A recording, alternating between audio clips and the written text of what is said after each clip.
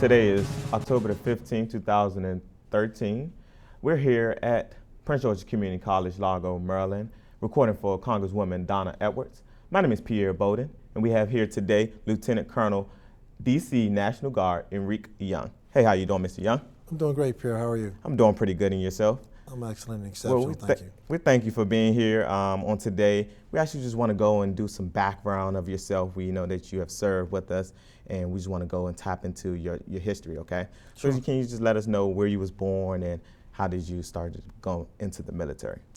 Well, Pierre, I was born in Washington, D.C. I was actually a military brat, as it were. I was born in Walter Reed Army Medical Center in Northwest Washington in 1968. And I lived and resided in Washington, D.C. for the first 5 years, of course, and then my parents and I moved out to Prince George's County, Maryland. I attended elementary school, middle school, and then on to high school at High Point Senior High School in Beltsville, Maryland, okay. And graduated in 1986. And coincidentally, while I was in high school at the time, I was involved in Air Force ROTC, in the junior ROTC program there at High Point. So that's kind of basically how my background led me to this point. So you actually wanted to go into the military. You already had the mindset to go into the military by you being in high school in ROTC? Yes, I actually, also my uncle inspired me to be part of the military forces as well, because he himself served in Vietnam, but also an active member of the D.C. National Guard. And I basically looked up to my uncle, and he inspired me to actually give the military a shot once I graduated from high school. And where did you go after high school? Well, high school I was assigned to Fort Jackson, South Carolina, and that's where I conducted a 3-month-long basic training. I left Fort Jackson in 1987 in January and went to Fort Gordon, Georgia, where I was trained as a combat telecommunications specialist. I left Fort Gordon, and in the fall of 1987, I was stationed permanent assignment at Fort Lewis, Washington.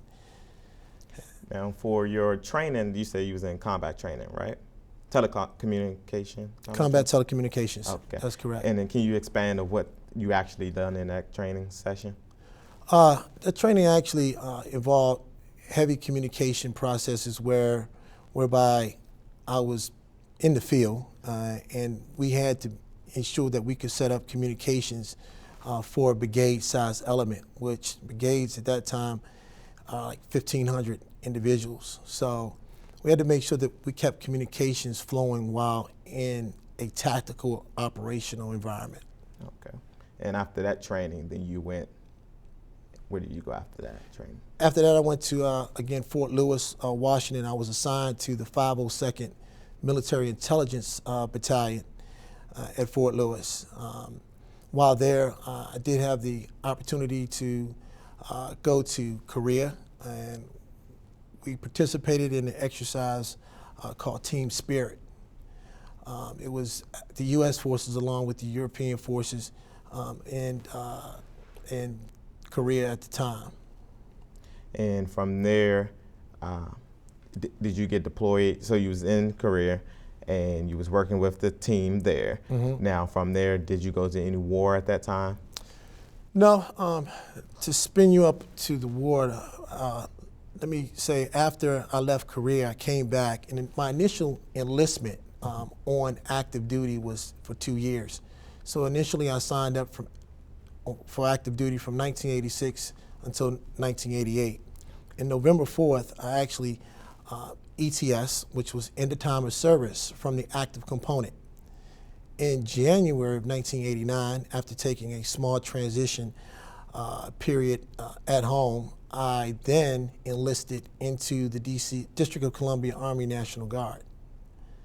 I was a private at the time that I enlisted in the DC Guard, and from that point, I went on to OCS, Officer Candidate School, and at the time I was the youngest candidate to ever have completed the District of Columbia Military Academy. I was actually commissioned a second lieutenant in the District of Columbia National Guard in July 1990. As a second lieutenant, of course, you go through the preliminary officer stages in your career.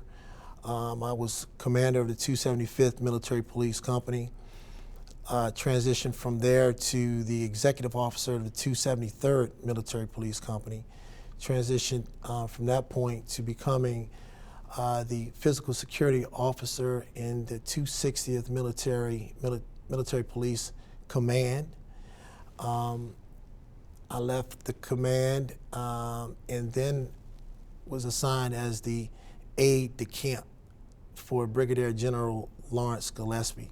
All right, you had a lot of accomplishments as a young man. Yes. And what's your drive, or what impelled you to actually, reach all these goals? I think it's just my internal internal fortitude and just my desire to always be the best and to achieve the highest level of accomplishment possible in any field of human endeavor. All right. And going from there, now while you are being deployed, how many times have you been deployed? I've been deployed twice. Twice? Yes. And the second time, where was you deployed? I was deployed in Afghanistan. Afghanistan? Yes. You want to talk about your experience in Afghanistan? Sure. I was assigned to what we call an ETT team. It's an embedded training team. However, when we got in country, they assigned us to stand up what we call R6 Central, and that was a separate element within the battle space in Afghanistan. When I was in Afghanistan, they assigned me to be the director of personnel. So in other words, I was responsible for everyone co-located in R6 Central. That assignment actually put me in a place that I was somewhat uncomfortable with because I never did personnel while being in the military at all. So it was a new experience. I really embraced that experience. Afghanistan was an exciting tour. I think we got a lot accomplished while we were there in Afghanistan. I was stationed right outside of Kabul in a place called Polacharki. And my experiences there were vast. They were eye-opening, to say the least. But it was just overwhelming, some of the impoverished areas that we saw and how people actually lived, in like a third world country, and how much opportunity that we have here in the United States. And do you remember any of your instructors in any of these special trainings that you did overseas? I do remember some first class Littrell, and also some first class Sweat, and also Gunny Rich. He was a Marine, and the backbone of the military force is always the NCO Corps. I say behind every good officer, you definitely have a strong non-commissioned officer there, who actually is your go-to person. A good NCO basically gives an officer all of the tools and guidance so that they make officers successful, in my opinion. And a strong NCO is someone that you always hold on to and you never forget. And can you explain the importance of actually linking up and being connected to different branches of the military? Being in Afghanistan really opened my eyes to linking up with other military branches, and we were all integrated together as one force. It wasn't just Army separated from the Air Force, or the Air Force separated from the Navy. We had coalition forces as well, and those were our overseas or our European counterparts. I had the great pleasure to work with French military, the Spanish military, the Turkish military, and also all of the other forces of the U.S. military branches, such as the Army, Navy, Air Force, and Marine. Okay. And do you want to explain your patches or your awards? Well, on my right side, that basically the top crest indicates my regimental affiliation. I'm militarily trained as a military police officer. Okay, so when I was commissioned in July, I was commissioned and branched, qualified as a military police officer.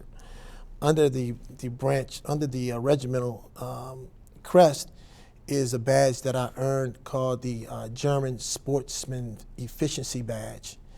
And that just comprised of doing several physical events which led to the accomplishment of the badge, such as we had to swim 8 laps in a pool, we had to shoot with the expert proficiency, we also had to do track and field events and things of that nature. I called it my Olympic badge, in other words, so to speak. Nothing wrong with that. The other badges below the German sports badge was a Superior Unit Presidential Citation that the D.C. Army National Guard received for our participation in the presidential inauguration.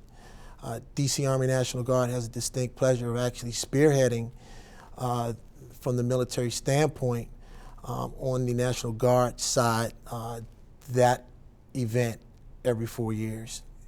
And if you look to my right pocket is actually my badge from my affiliation in combat.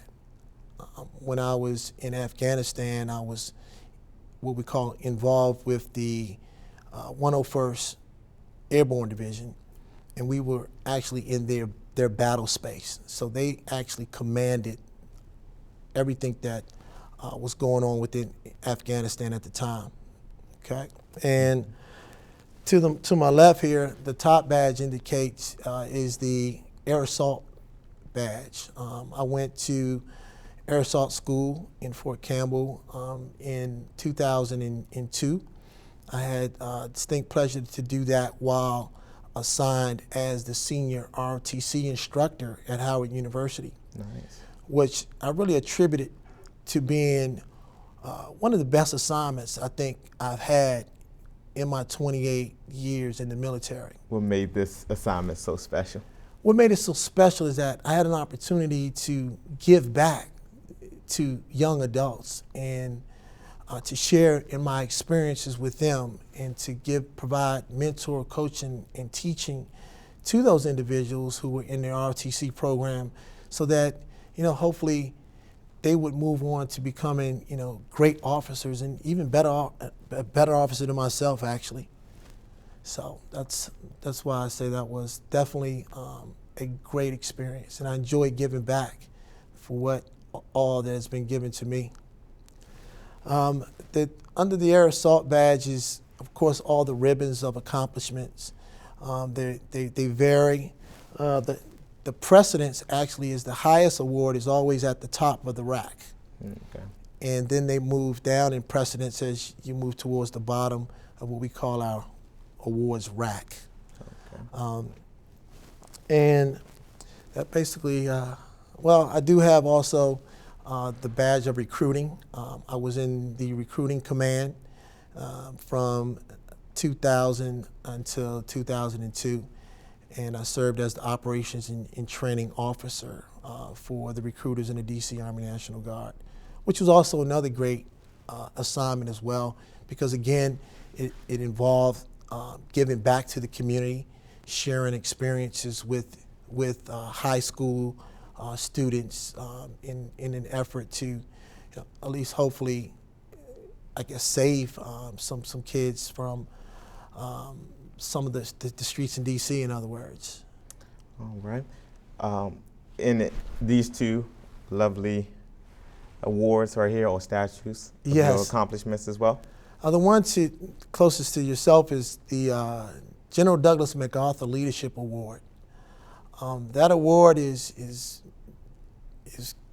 given annually to only 20 officers, 20 company grade officers. Now, when I say company grade officers, I received that when I was a captain in 1999. The Department of Defense selects 12 active duty company grade officers and 6 reserve officers and 6 National Guard officers. So I was able to compete for that award in 1999, and I was selected by Department of Defense to be an honoree. And which, you know, just to expound on that was a pivotal moment in my military career when I received this award. It also enshrined me in a place on the Pentagon wall, which I will be forever enshrined there. In other words, you know, Great honor. That's a great honor. Yeah. So not too many people. Whatever happens from here on out in my career, it's good to know that I always will have a place in honor within the military force structure. And the one that's closest to you? The flag actually I received once I returned back from Afghanistan. Everyone who participated in 2 or more tours in the theater of operation. I was in Iraqi Freedom in 2005 and Enduring Freedom from 2007 to 2008. And so hence the National Guard Bureau presented folks or service members who were 2-time combat veterans the flag of the United States. All right. And you know, I know that we kind of moved a little ahead, but just want to bring it back just a little bit of the impact of 9/11 and where were you? You know, what was your involvement with Action 9/11, if you had involvement in it? You know, it was catastrophic to say the least, and we all know that. It was definitely a pivotal point in our national security. You know, at that time, when that event ensued, I was actually in the D.C. Army National Guard at the D.C. Armory, and I was in my office. I actually was unaware of what had happened until the whole building went into like an uprise, and also we were alerted. The alarms started going off, and everyone had to report to different battle stations or different areas of the building.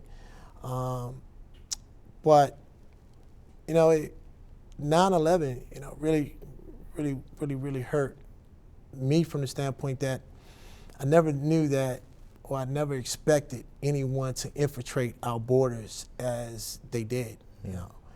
I don't really think that it was prevalent as much as it is today, how dangerous and how effective terrorism is and can be, and how now not only military individuals but even folks like yourself, Pierre, need to be vigilant when it comes to operational security. Watching what you say and watching what you do. Making sure that don't leave computers and things of that nature, or identification, sitting around that could potentially be compromised. And so, 9/11 played an effect on all of us, I'm sure. I don't know if you were even born at that time. Oh, yes. But it did cause a military transition as well as a civilian transition, as you see today. It has impacted it has impacted the way we use public transportation, and particularly at the airports.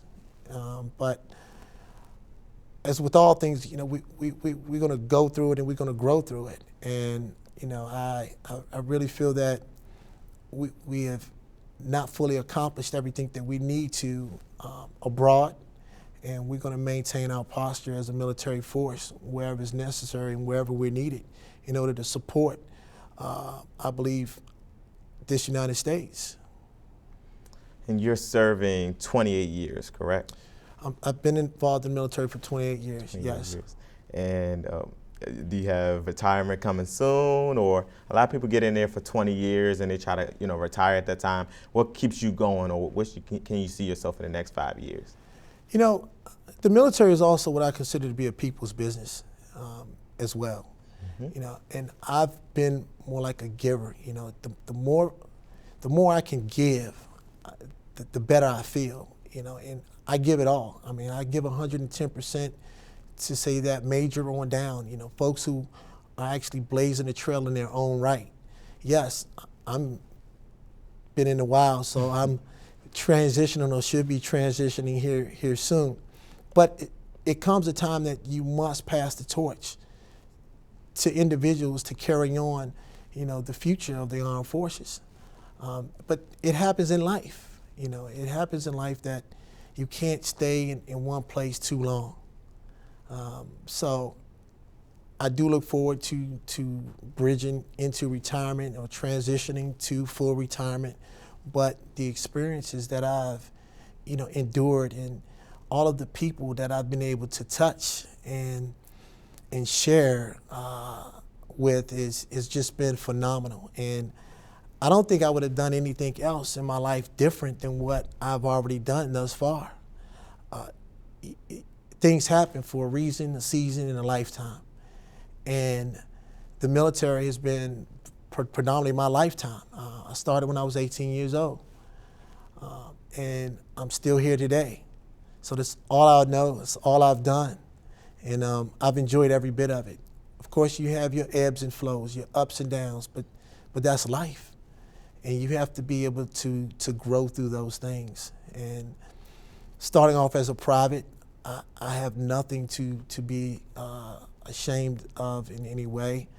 And so I just hope that everything that I have given has been just appreciated by not only my country, but my peers, in addition to the folks that I have been able to touch personally in this journey.